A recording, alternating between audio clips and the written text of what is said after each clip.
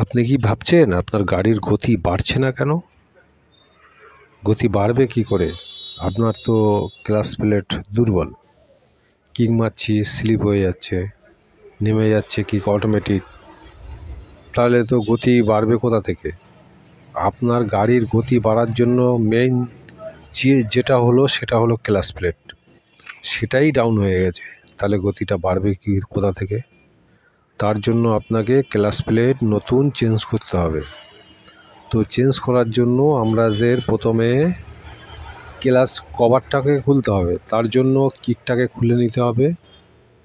8খানা bolt আছে ক্লাচের, বোল্টগুলো সব খুলে নিতে হবে। তারপরে না ক্লাচ প্লেটের কাজ হবে। তো এর জন্য আমাদের ক্লাচ কভারের পুরো বোল্ট খুলে ক্লাচ কভারের নাটগুলো বার করে নিয়ে তারপরে আমাদের ক্লাচ কভারটা আস্তে আস্তে খুলতে হবে নিচে একটা থালা পেতে, কারণ মোবিলটা নয়তো মাটিতে পড়ে যাবে। তো এর জন্য আমাদের ক্লাচ কভার খুলছি। দেখুন আপনি ভালো করে খোলা হলো। এখনও অনেক কাজ আছে। এই কাজের জন্য প্রথমে এই 4টি স্ক্রু আছে। এটা ব্যালেন্স ওয়েটের 4টি স্ক্রু আগে খুলতে হবে, কারণ এর মধ্যে রয়েছে আবার চেক নাট। তো এই 4টি স্ক্রু না খুললে চেক নাট খোলা যাবে না। তো চেক নাট আমাদের খুলতে হবে। তো চেক নাট আমরা 4টেই খুলে নিচ্ছি।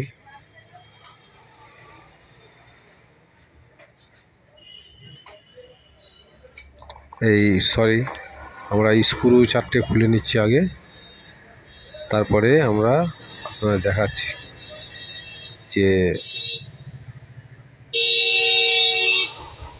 এইগুলো স্ক্রু 4টেই খুলে নিচ্ছি এক এক করে।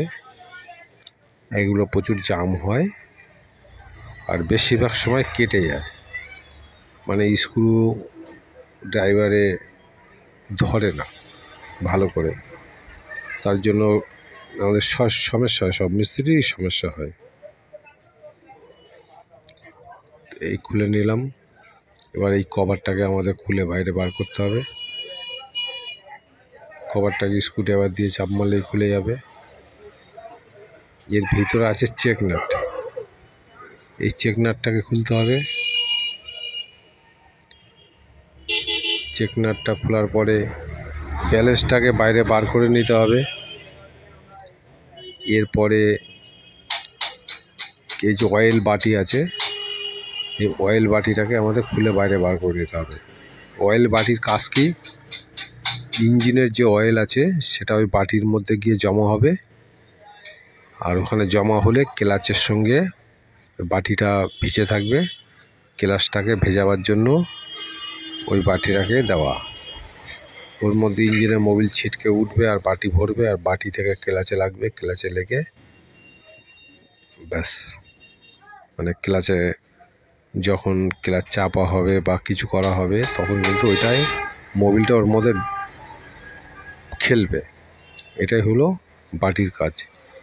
এবার আমরা স্প্রিংগুলো সব বার করে নিলাম। এবার আমরা চেক নাট, এটারও একটা চেক নাট আছে ছোট, এটাকে আমরা খুলে নিচ্ছি। এইবার এটা হলো ক্লাচ প্লেটের আসল কাজ। ক্লাচ প্লেট এইটা, এই যে হলো ক্লাচ প্লেট এর মধ্যে রয়েছে। এটা ওয়াশার, এটা হলো কিন্তু মেইন জিনিস। ওয়াশার হারিয়ে গেলে বিপদের সীমা থাকবে না, সাবধান। তো এইটা হলো ক্লাচ প্লেট। প্রথমে আমরা হবটাকে খুলে দেখে নিচ্ছি হব ভালো আছে। তারপর দেখছি ক্লাচ প্লেট সেন্টারও ভালো আছে, সেন্টার একদম ওকে আছে। ক্লাচ প্লেট ডাউন হয়ে গেছে, মানে হার্ড হয়ে গেছে। হার্ডের কারণে স্টিল যে প্লেট আছে এটাও ভালো আছে, জাস্ট ক্লাচ প্লেট পুরে আউট হয়ে গেছে। এবার আমরা তাহলে কি বাদ দেবো? ক্লাচ প্লেট আমাদের অবশ্যই বাদ দিতে হবে। তা ক্লাচ প্লেট বাদ দিতে গেলে আমাদের ক্লাচ প্লেট নতুন লাগাতে হবে। তা এর দাম হলো 392 টাকা, অরিজিনাল প্রিন্ট।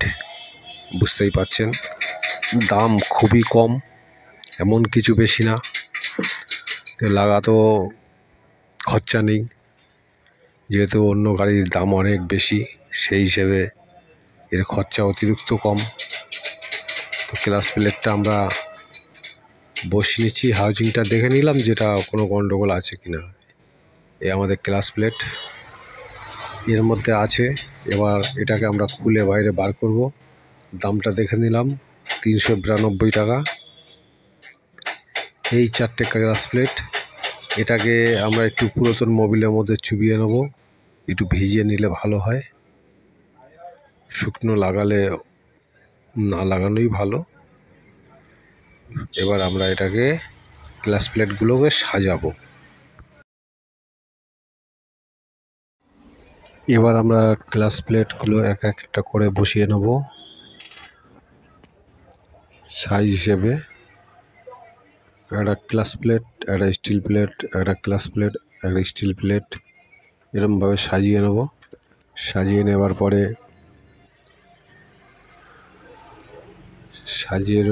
পরে এটা আমাকে ভালো করে দেখে নিতে হবে যে সঠিকভাবে বসানো হয়েছে কিনা, সেসব দিকে খেয়াল রাখতে হবে। আর যখন ক্লাস প্লেট নতুন লাগাবে তার আগে মোবিলে বা ইঞ্জিন অয়েলে ভিজিয়ে রাখলে সেটা খুবই ভালো হয়।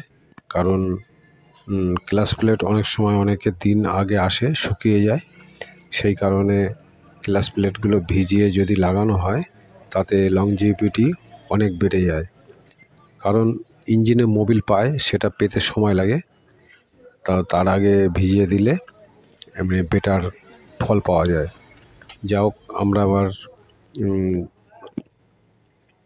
ক্লাস প্লেট হাউজিংয়ের মধ্যে বসিয়ে নিয়েছি। এবার আমরা চেক নাটটাকে লাগাবো। ওয়াশারটাকে আগে বসিয়ে দিয়ে এবার চেক নাটটাকে আমরা লাগাতে যাচ্ছি। তো চেক নাট এটা ছোট হয়, স্প্লেন্ডার, প্যাশন যেরকম হয় সেম একই পজিশন, সব একই, ক্লাস প্লেট একই, হব সেন্টার একই, হাউজিং একই, সব একই, শুধু এর কিছু জিনিস চেঞ্জ হয়েছে। যেমন পিস্টনটা ক্যাটাগরিটা চেঞ্জ হয়েছে, একটু চেঞ্জ হয়ে গেছে। তারপরে টাইমিং চেনও যেরকম সবই একই আছে, স্লাইট হালকা কিছু চেঞ্জ হয়েছে, নয়তো সব একই। এতে স্প্লেন্ডারে সবই মাল লাগানো যায়, শুধু পিস্টন ছাড়া। আর ভ্যালভটাও যাও চেঞ্জ আছে, আর সব একই। তো আপনারা দেখছেন আপনাদের ইউটিউব চ্যানেল এসবি লিভার, চ্যানেলটিকে সাবস্ক্রাইব করবেন, ভালো লাগলে লাইক শেয়ার করবেন। এবার আমরা ক্লাসের স্প্রিংগুলো বসিয়ে বোল্টগুলো টাইট করব এক এক করে। তা বোল্টগুলো লাগাচ্ছি। ভিডিওটা একটু মিস্টেক হয়ে গেছে বানানো, ওর জন্য ক্ষমা চেয়ে নিচ্ছি।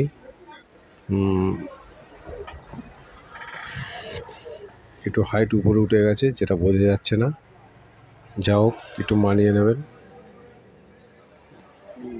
তো এরপরে আমরা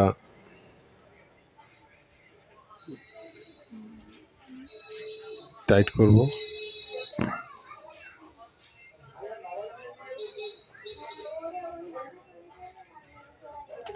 চেক নাটটাকে আমরা টাইট করে নিচ্ছি।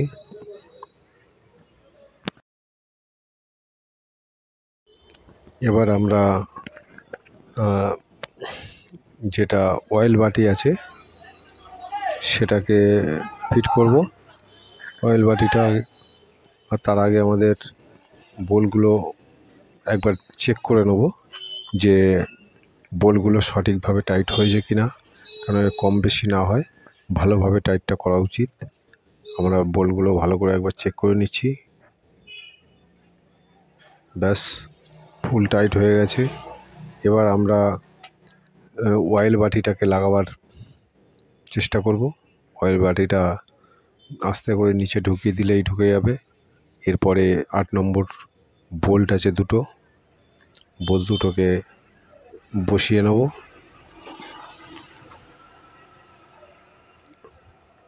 এবার আমরা বোল্টটাকে টাইট করব।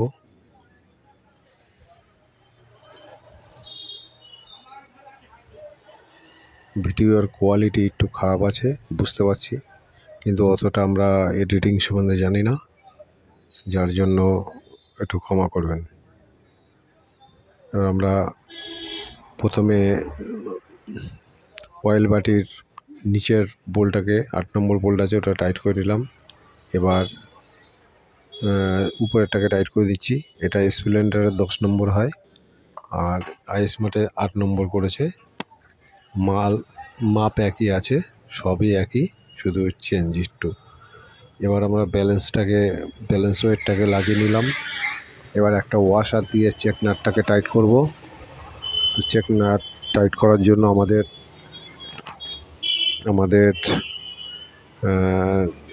সে আবার রেঞ্চের দরকার হবে। আমরা কম্প্রেসার মেশিন দিয়ে টাইট করে নেব। টাইট ভালো হয় আর খুব দ্রুত হয়, কোনো কিছুর দরকার হয় না, এমনি টাইট হয়ে যায়।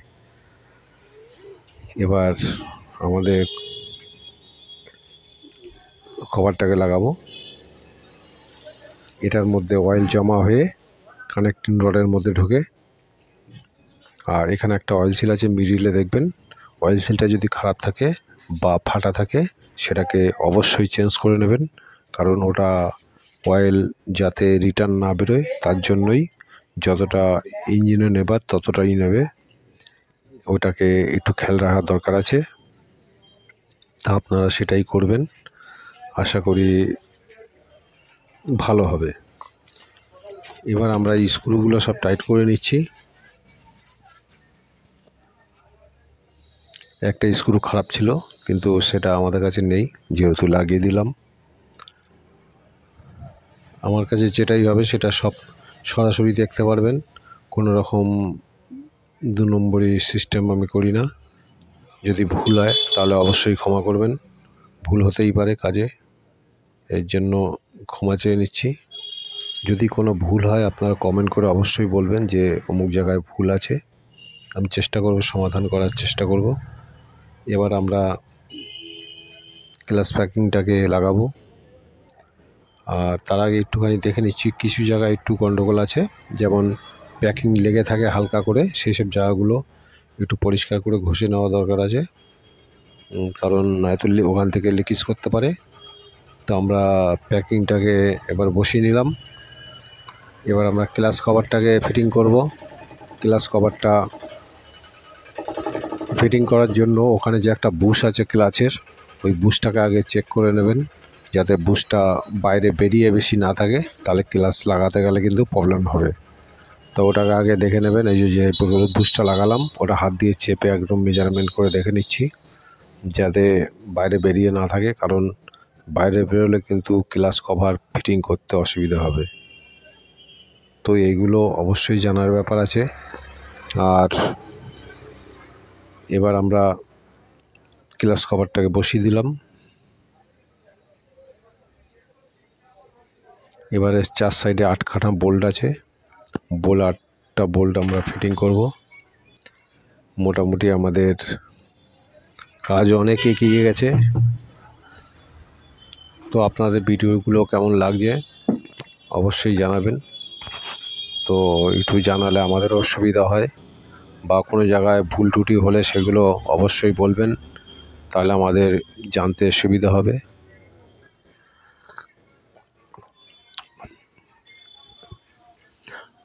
আর একটা জিনিস আমার জানানোর আছে আপনাদের কাছে, যারা এমনি প্লাস্টিকের ডাইস বা এসব তৈরি করে, অ্যালুমিনিয়ামের ডাইস যেগুলো পার্সের কাজে তৈরি করা হয়, সেরকম যদি কেউ থাকে তাহলে আমার কন্ট্যাক্ট নাম্বার 9734855459 এই নম্বরে কন্ট্যাক্ট করবেন। আশা করি আমার তার জন্য শুভেচ্ছা রইল, কারণ ওই জায়গাটা আমার অবশ্যই দরকার, আমি কিছু জানতে চাই তাদের কাছ থেকে। এটা কলকাতা ওয়েস্ট বেঙ্গলের মধ্যে হলেই ভালো হয়। তো মোটামুটি আমাদের কভার লাগানো কমপ্লিট হয়ে গেছে। এবার আমাদের হালকা কিছু কাজ আছে, কাজটা হলেই আমাদের কাজ কমপ্লিট হয়ে যাবে। তো আমরা এবার কিকটাকে লাগিয়ে দিলাম। এতে আমাদের নতুন ইঞ্জিন অয়েল নতুন দিতে হবে। আমরা ক্যাস্ট্রল ইউজ করি। ক্যাস্ট্রল 1030 হিরো হোন্ডার জন্য যথেষ্ট ভালো, তো আমরা সেটা ইউজ করব। যেহেতু 900 লাগে, সেটা আমরা 1 লিটার দিই। এতে কোনো এফেক্ট আসবে বলে মনে হয় না, কিন্তু আশা করি অনেকে বলবে 900 দেওয়াই ভালো, কিন্তু ওটা কোনো ব্যাপার না। সপ্তাহখানেকের মধ্যে 100 ডাউন হয়ে যায়, সেটাকে 100 গ্রাম কন্ট্রোল করে নিতে পারবে। এবার আমরা এমনি উপরে এই ক্যাপটা লাগিয়ে দিলাম, কারণ আমাদের পুরো ভিডিও সব রকম দেখানো সম্ভব না, আর সব রকম করা সম্ভব নয়। তো এই অবধি আমি রাখছি। যদি ভালো লাগে লাইক শেয়ার করবেন, আর আপনার জন্য থ্যাংক ইউ।